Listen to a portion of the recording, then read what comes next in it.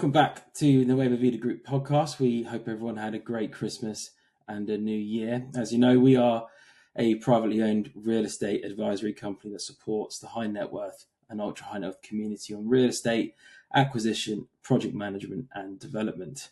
So it's 2026. We're going to have a chat about the year ahead, what's going to come up, what we're expecting. But first, Jack, how was your Christmas? It was brilliant, mate. It was really good, actually. It went quite quick, but it was nice. It was at home. That was really good. I think quite excited to get going this year. I think it's going to be quite a big year. I know for the business, obviously, we've got a lot planned, but I think now everyone's starting to get a bit more used to this sort of geopolitical chaos or mayhem that we had in the last year. I think, I don't know about you, but I just feel like everyone's sort of ready for that to sort of calm down or allow that to sort of sit and go, no, it's going to go on and not going to change. But no, ready to go and looking forward to the year ahead. The first thing I think we need to talk about is our view on the year ahead and the European destinations we cover. I think, I think this year, like 2025, was a really good year for especially places like Marbella, Quinta del Lago, all those sort of established markets. They had a really robust, strong year, and I just don't see that changing. I think, if anything, the demand is going to increase. I think people are going to continue to crave the lifestyle and the things that those places offer. But both those markets have been quite robust in the last year, so I don't think a lot is going to change. No, even now, we're just in the first week of January, but it's been, we were there in the middle of December and it was absolutely packed. I know Malaga Airport was we spent a very long time getting through passport control, but yeah, it's seriously impressive how the entire kind of not just parts of Marbella, but Soto Grande was still absolutely packed. I think the thing about Marbella is it's just not just a holiday destination anymore, is it? Not anymore. No, not anymore. Definitely not. No. I definitely used to be, but we've been going there for so long and working there for so long. But it definitely used to be a holiday destination, but now it's an all year round destination for holidays. But also, a huge amount of people are thinking about or are already living there. So I think as a destination, Marbella is going to have another fantastic year. I don't think prices are going to go through the roof. There's a really good amount of supply. There's a really good amount of high quality, good homes. I think Portugal is going to continue to grow in demand. I think people now are really looking at, moving to the Algarve or, buying holiday homes there, as always, really. And Comporta as well. It could be a massive year ahead for Comporta as well. I know some Pinorino development is going to be well on its way. So that's going to be a really good year for them. All the infrastructure that was in phase 2s and phase 3s when we were there last year, that's going to be progressing on. I think you're right.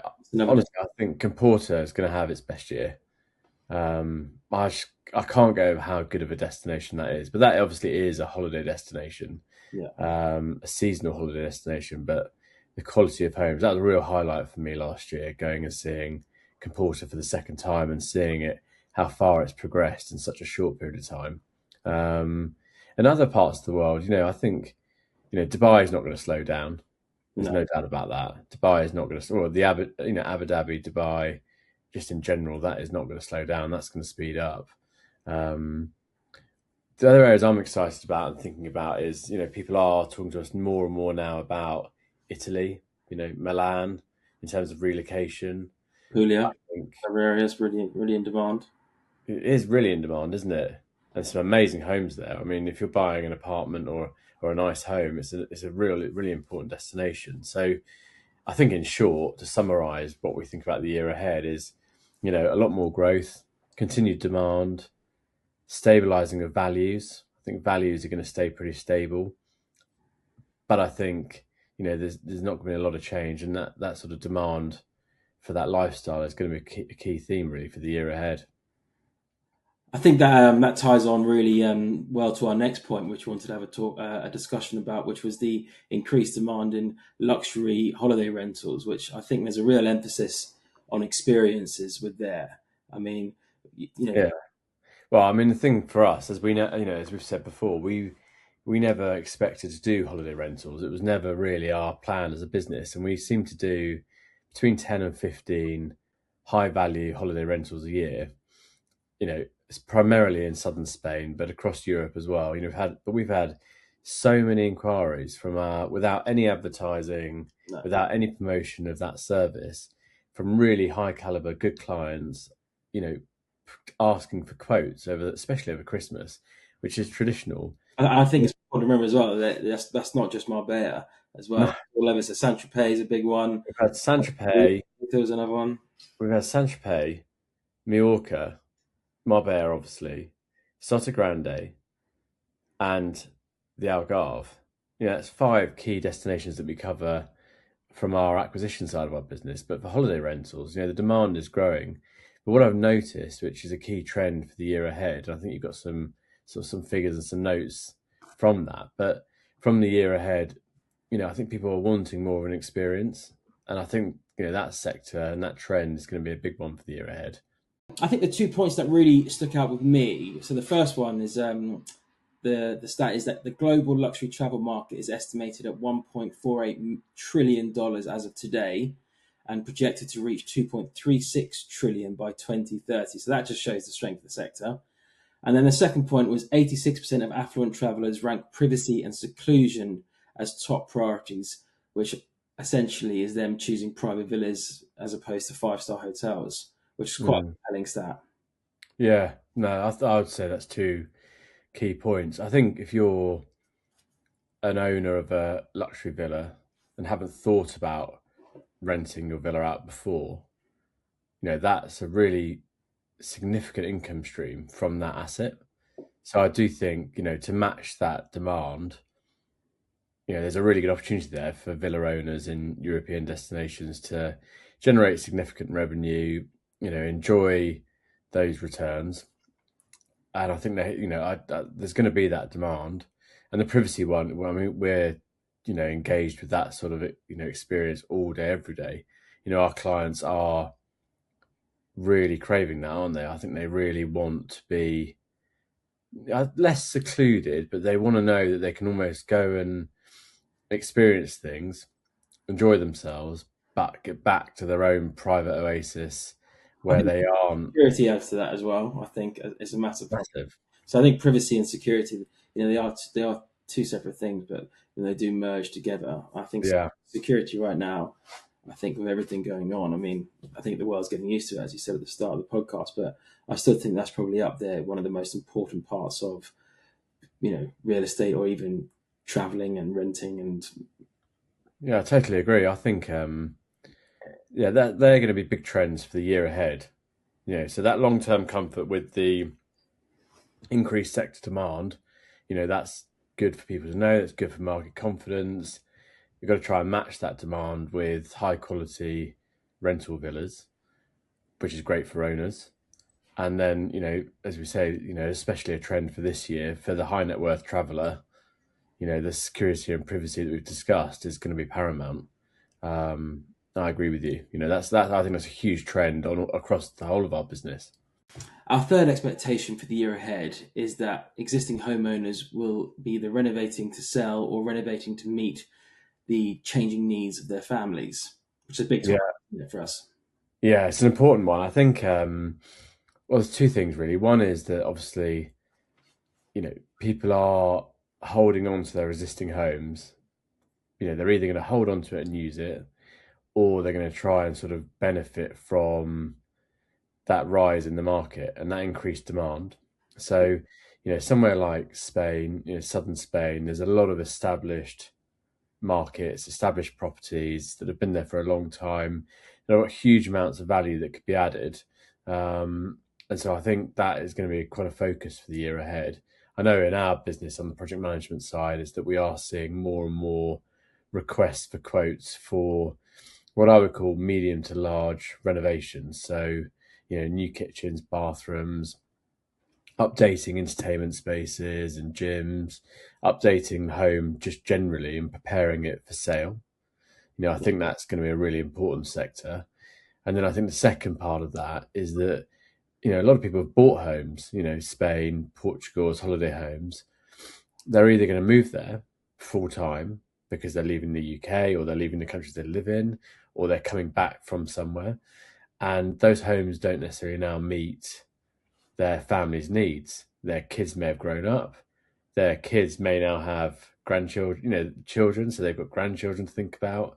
Yeah. So I think, people will be spending a lot of time, and this happens obviously all the time, but, right now with what's going on in the world, people will be actually spending more time looking at their existing assets, existing homes, and saying, we already have a beautiful home with incredible sea views. What do we need to spend to sort of get it to modern standards?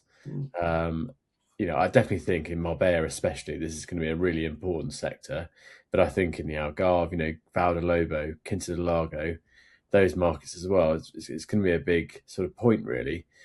And then for those people making those decisions, they've got to really think about the team around that project. In our podcast, I think it was episode 8, where we discussed our live project Villa Toscana, which is the basement. We talked a lot about having the right team. And I think, for people that are making those sort of thoughts and decisions and plans, certainly get in contact with us if we can help. We'd love to help, but if we can't, we'll know someone who can.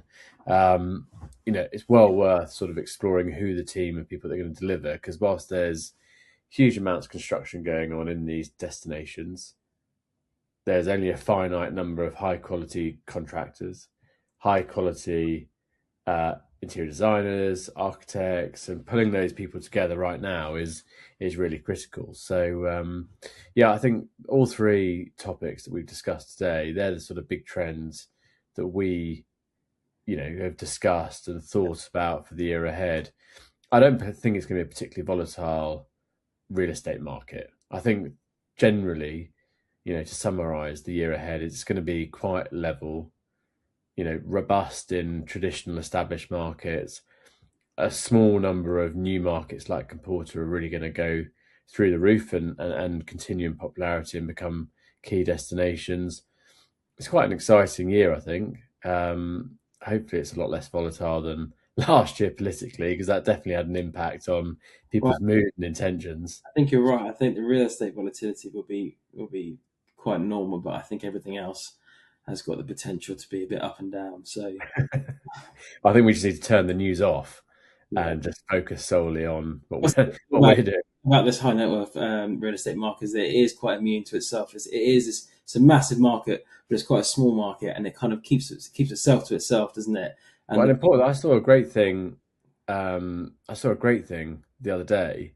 A lot of people in that high net worth space that have made the money. They've made a lot of that money during volatile markets, whether that be they've seen opportunities, and I think that's another thing, that there will be opportunities for people, especially developers.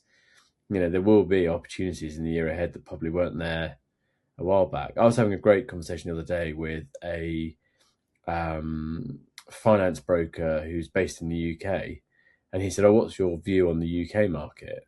And I said, "Well, look, we're specialising in, acquiring, designing, and building homes abroad for international clients. But, whilst everyone's sort of scaling back in the UK and not looking at opportunities, that's going to create loads of opportunities. So, we may even consider doing stuff back in the UK again if it continues to be like that. So I think, there are opportunities everywhere." Absolutely. Well, we hope everyone had a great Christmas, New Year, and a very prosperous 2026. I know we're happy, healthy, and successful year ahead, right? Just be happy and get working. That's all we want to do. So thanks for listening, everyone. Any questions about the topics we discussed, just drop us a message, and we'll speak to you then. Thank you.